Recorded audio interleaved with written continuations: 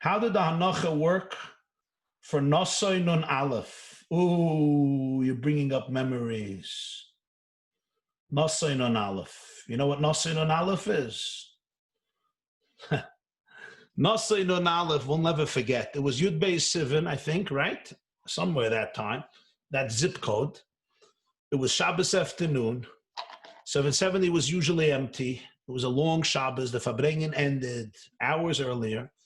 My cousin made up a kiddush. I think he had a daughter. I had a cousin who made a kiddush on Lefferts. So I went to the kiddush. I was there with my brother. We were walking home. We were walking down Kingston Avenue. I think we were chazaring the Farbrengen from Shabbos. I had to give chazarim at Shabbos. Somebody runs over to us and says, the Rebbe is Farbrengen. Okay, I thought the guy, the Rebbe is Farbrengen, Shabbos afternoon. It was soon, it was almost Ma'ariv time. It was Shkia time. The Rebbe is Farbrengen. My brother said, it's impossible. Check it out. So I checked it out. I ran. I came into 770. They were starting the niggin of B'nai Hechala. The Rebbe came in, he washed. He went to his bimah. The Rebbe ate a little challah.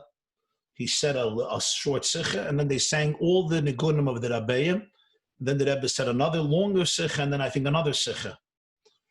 I came in, they started B'nai Hechala. There wasn't a big oilam, but the pushing was incredible because the oilam was coming in, and it was a shock.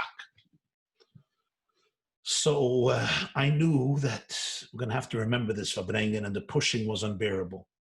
I couldn't get to the front. It was just impossible. I couldn't get to the front. So what I did was I climbed up on a beam, one of those beams, because among the crowd, it was just impossible. You couldn't concentrate. I climbed up on a beam, and I held on like this to the beam. And I heard the sikha. The next sikha I heard it well. But it was not easy because I had to hold on to the beam, and people were pushing me down because I was blocking them. It happens to be Rabbi YY Jacobson was behind me on a table, and I saw that he was telling people they shouldn't push me down because it was hard. It was hard to hear, but I could hear because I was close.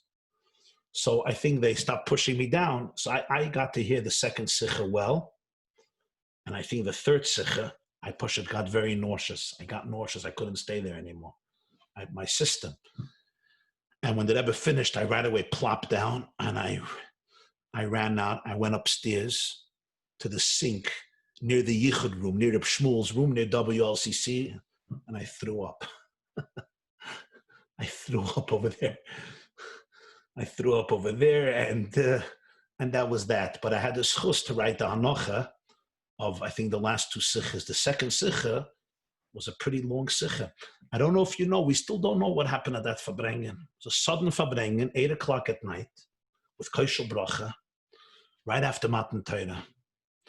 An interesting thing is, I'm not saying this as a fact because I don't know. I'm just telling you my own feelings, right or wrong.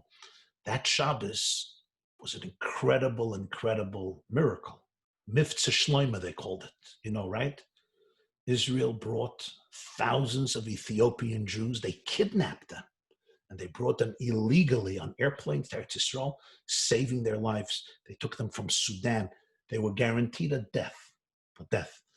Thousands and thousands of Jewish men, women, children, Ethiopians were brought to Eretz Yisrael that Shabbos. It was a secret, top secret.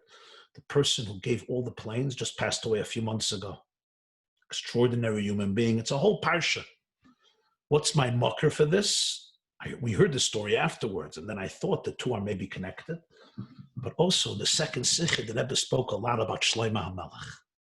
Shlomo HaMelech was called Mivtza Shlomo because Kush, Ethiopia.